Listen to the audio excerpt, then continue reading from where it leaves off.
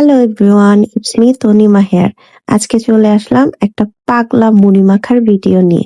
আজকে সকালে অফিসে যাওয়ার পরে হঠাৎ করেই আমাদের একজন পাগলা টিচার রয়েছেন, যিনি হুটহাট আমাদের সাথে এভাবে ছোটখাটো একটা পিকনিকের আয়োজন করে।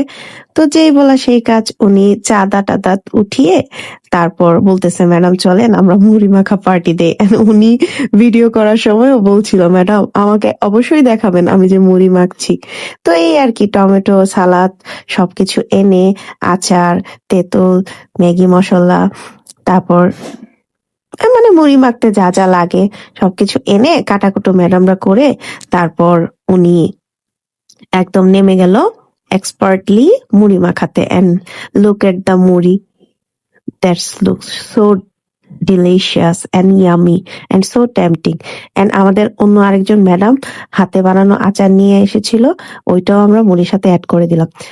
আপনারাও আপনাদের অফিসে কলিগদের নিয়ে হুটহাট কি করেন এবং কোন কলিগ কি কি আপনাদের জন্য করে এনে খাওয়ায়, এবং কোন কোন কলিগ এমন আমার কলিগের মতো পাগল, ওইটা আমাকে অবশ্যই কমেন্ট বক্সে জানাবেন। আপনারা কারা কোন শহরে কিভাবে মুড়ি মাখিয়ে খান, ওইটাও অবশ্যই আমার সাথে শেয়ার করবেন। চাকরি জীবন বলেন, স্টুডেন্ট লাইফ বলেন বা ফ্যামিলির সাথে বলেন, আমরা যারা যেখানেই আছি এভাবে ছোটোখাটো হুটহাট একটা পার্টি অ্যারেঞ্জ করে সময়গুলোকে এনজয় করা যায়।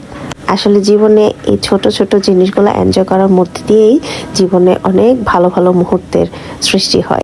I think life is too short, so whenever you stay, just enjoy the every moment of your life.